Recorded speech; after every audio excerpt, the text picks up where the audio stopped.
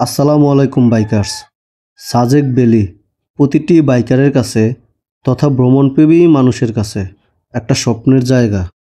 লাইফে একবার হইলেও সাজেক ভ্যালি ঘুরতে আসার যে মনের একটা তৃষ্ণা, সেটা প্রতিটা ভ্রমণপ্রেমীর মনে দাগ কেটে যায়।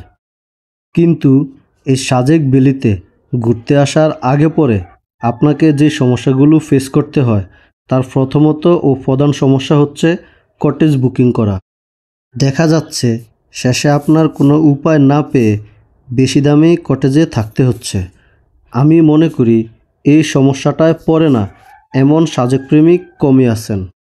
আজকের ভিডিওতে আমি সেই সব সমস্যাগুলো নিয়েই আপনাদের সাথে খোলামেলা আলোচনা করব। তাই ভিডিওটা স্কিপ না করে পুরো ভিডিওটা দেখবেন। আশা করছি আপনাদের এই ভিডিও থেকে অনেক কিছু শিক্ষা নিতে পারবেন। এমন আরও ভ্রমণ ইনফরমেটিভ ভিডিও পেতে সবাই আমার চ্যানেলটা সাবস্ক্রাইব এবং ফলো করে পাশে থাকবেন। আশা করছি সাজেক নিয়ে আপনাদের যাদের বাজে অভিজ্ঞতা রয়েছে তারা এই ভিডিওটা দেখলে ক্লিয়ার হবেন। আপনি চাইলে মাত্র 625 টাকায় সাজেকের মতো জায়গায় কটেজে এক রাত থাকতে পারবেন। এই কথাটা আপনার অবাকই লাগতে পারে, কিন্তু এটাও সম্ভব। তার জন্যে আপনি আমার পুরো ভিডিওটা কন্টিনিউ করেন। একটু একটু করে আমি আপনাদেরকে সব কিছু ক্লিয়ার করতেছি। এই স্বল্প বাজেটে সাজেকের মতো জায়গায় এক রাত থাকার জন্যে আপনাকে একটু পারফেক্ট প্ল্যানার হতেই হবে। সাজেক যেহেতু সকল ভ্রমণপ্রিয় মানুষের অনেক পছন্দের ও স্বপ্নের জায়গাগুলোর মধ্যে অন্যতম একটি, তাই আপনাকে সাজেক আসতে হলে কিছু বিষয় মাথায় রাখতেই হবে। প্রথমত, আপনি সরকারি ছুটি, সাপ্তাহিক ছুটি, ঈদের ছুটি অ্যাভয়েড করতেই হবে। এই সময়টাতে সাজেক ঘুরতে আসা যাবে না।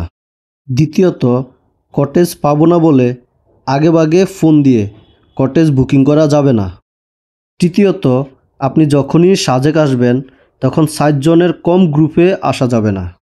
আপনার প্ল্যানে যদি এই বিষয়গুলো রেখে থাকেন তাহলে অবশ্যই আপনি কম বাজেটের মধ্যে সাজেক ঘুরে যেতে পারবেন।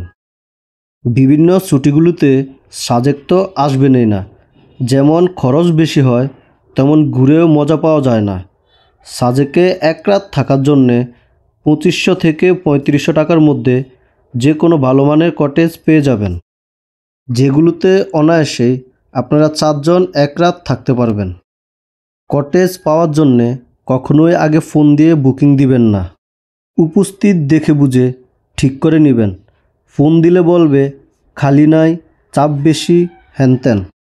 বিশেষ করে যেসব জায়গাগুলোতে মানুষ বেশি ঘুরতে আসে ওই জায়গাগুলোতে সব সময় অফ সিজনে যাওয়ার চেষ্টা করবেন। তাহলে দেখবেন কম খরচে ভালোভাবে আপনার পছন্দের জায়গাগুলো ঘুরে আসতে পারবেন। আজকের ভিডিওটি এই পর্যন্তই। সবাই ভালো থাকবেন। আল্লাহ হাফেজ।